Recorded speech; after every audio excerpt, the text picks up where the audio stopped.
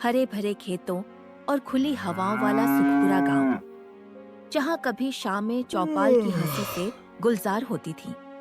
ये कहानी इसी मिट्टी से जुड़ी है और एक ऐसे लड़के की है जिसके पास खोने के लिए कुछ नहीं था, लेकिन पाने के लिए पूरा आसमान था।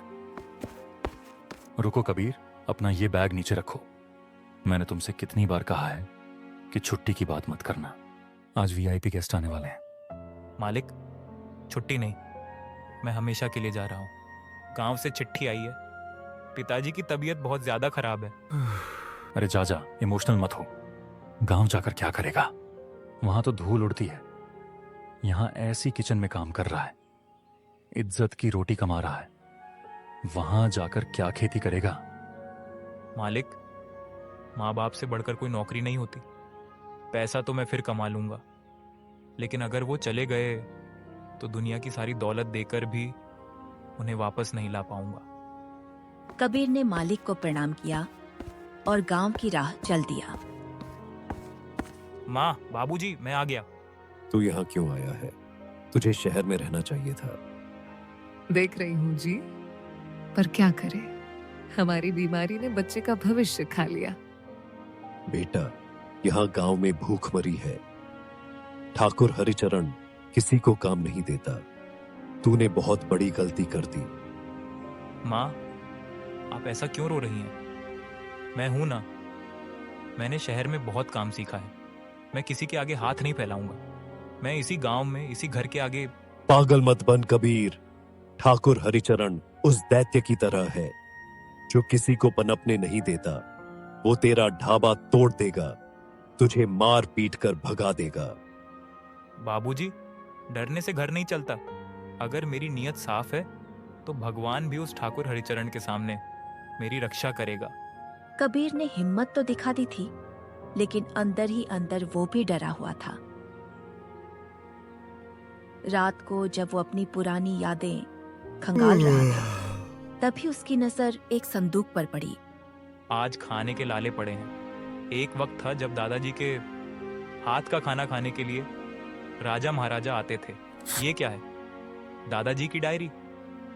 भुना मुर्ग, ये नाम तो बचपन में सुना था। इसे बनाने के लिए ना चूल्हे की जरूरत है, ना बड़े बर्तनों की। बस चाहिए धरती माँ की गोद और साफ दिल। लेकिन ये नीचे क्या लिखा है?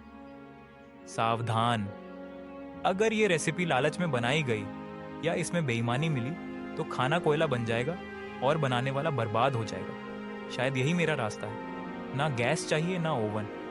ये मैं कर सकता हूँ। कल से काम शुरू। अपने सालों की कमाई को खून पसीने से सींचकर अगली सुबह कबीर ने एक भव्य ढाबे की नींव डाली। शहर से जुटाई गई एक एक पाई का सार्थक उपयोग कर उसने अपने सपनों को हकीकत में बदलने का निश्चय किया। ढाबा पूरी तरह बनकर तैयार हो गया और बहुत ही शानदार बना। अगली सुबह कबीर ने अपने घर के आगे जमीन खोदना शुरू किया, लेकिन यह खबर आग की तरह पूरे गांव में फैल गई।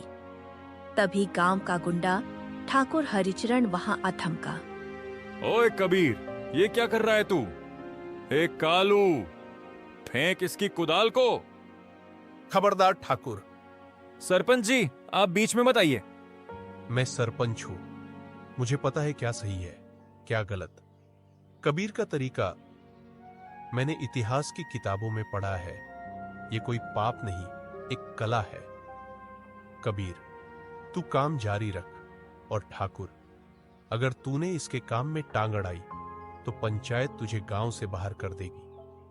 ठीक है सरपंच, पका ले कबीर। लेकिन याद रखना, जिस दिन तेरी किस्मत खराब हुई उस दिन तुझे बचाने कोई नहीं आएगा। अगले दिन भुना मुर्ग बनाने की विधि इसका आगाज होता है, ताजा मुर्गे को निर्मल पानी से साफ करने से। लेकिन असली जादू शुरू होता है उसके बाद। कबीर अपने दादाजी के पुराने सिलबट्टे पर पिसा हुआ शाही गरम मसाला, तीखी लाल मिर्च, हरी मिर्च की हरियाली चटनी और अदरक लहसुन का ताजा पेस्ट मिलाता है इस मिश्रण में। स्वादानुसार नमक की सही मात्रा, दही की खटास और नींबू का रस डालकर एक मैरिनेशन तैयार किया जाता है। जब ये मसालेदार लेप मुर्गे पर लगाया जाता है तो उसे 1 घंटे के लिए सुकून से छोड़ा जाता है, ताकि मसालों का एक एक कतरा और नमक की नमकीनियत हड्डियों के अंदर तक उतर जाए।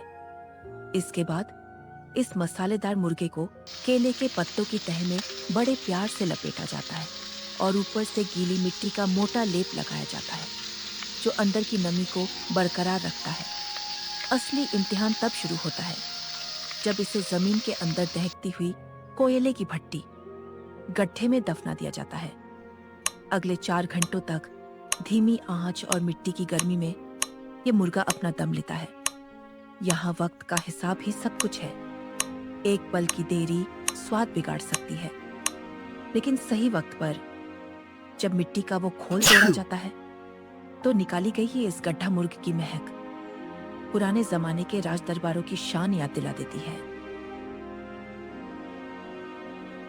कबीर की मेहनत रंग लाई।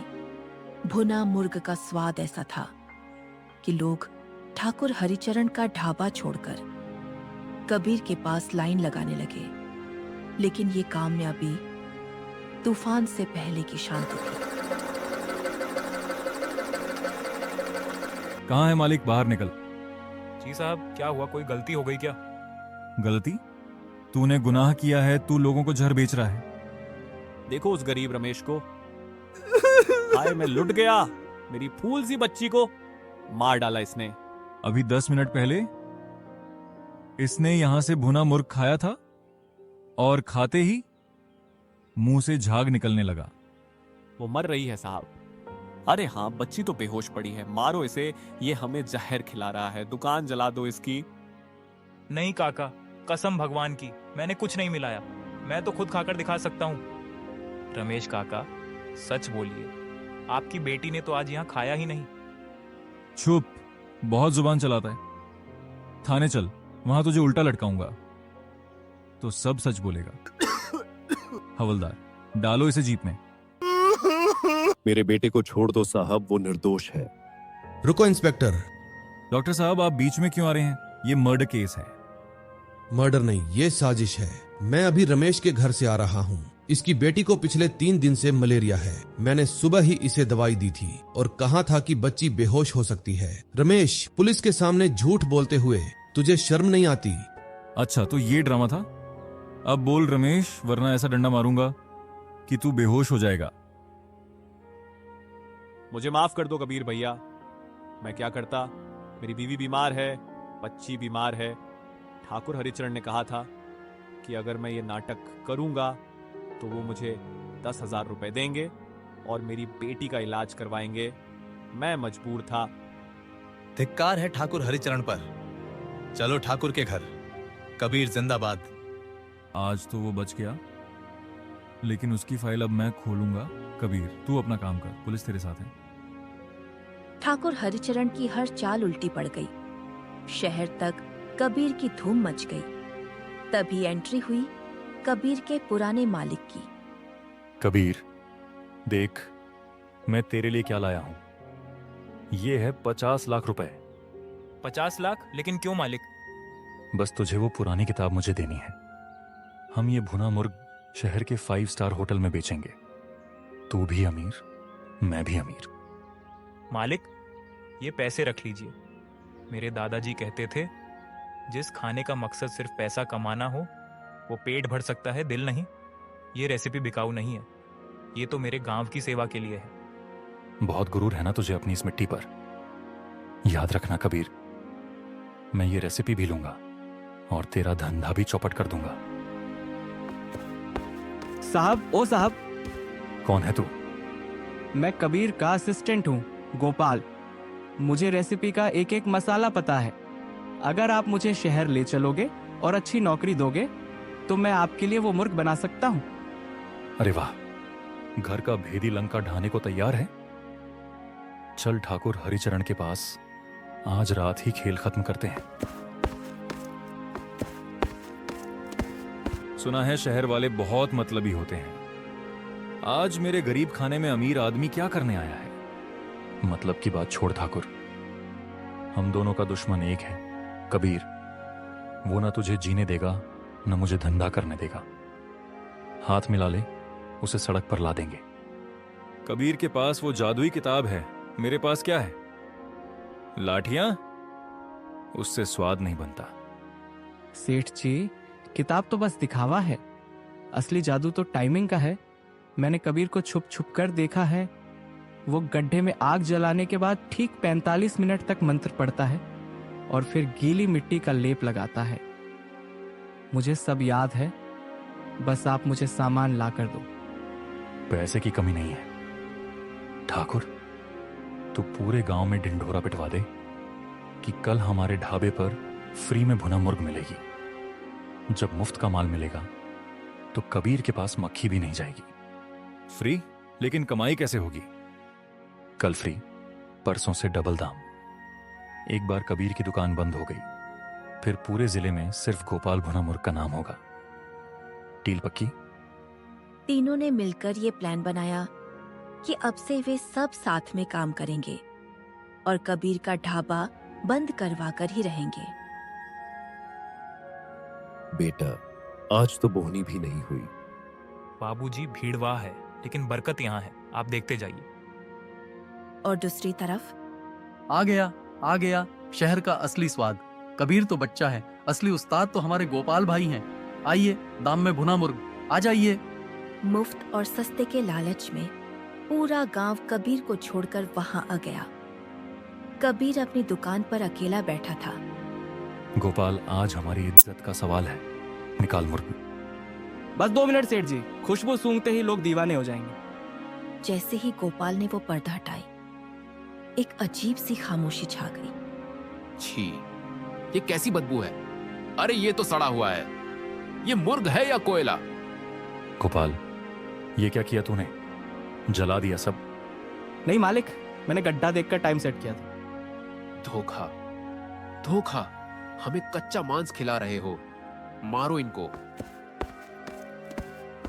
रुक जाओ, इसमें गोपाल की गलती नहीं है, गलती इनकी नीयत में है। उस किताब में साफ लिखा था, लालच की आंच पर पकाओगे तो खाना राख बन जाएगा। ये सब अंधविश्वास है, मैं नहीं मानता। तो फिर आइए मालिक, मेरे ढाबे पर। मैंने उसी वक्त उसी तरीके से बनाया है। वाह, क्या खुशबू है। मैं हार गया कबीर, सच में। जादू मसालों में नहीं, तेरे हाथों की सच्चाई में है। उस दिन के बाद ठाकुर हरिचरण और शहरी मालिक ने कभी कबीर की तरफ आंख उठाकर नहीं देखा। कबीर ने माफ कर दिया और गोपाल को भी वापस काम पर रख लिया। दोस्तों, जिंदगी भी इस भुना मुर्ग की तरह है। अगर इसे ईमानदारी की आंच पर पकाओगे तो स्वाद देगी, और अगर लालच करोगे तो जलकर राख हो जाएगी। कहानी खत्म, लेकिन स्वाद हमेशा के लिए अमर हो गया।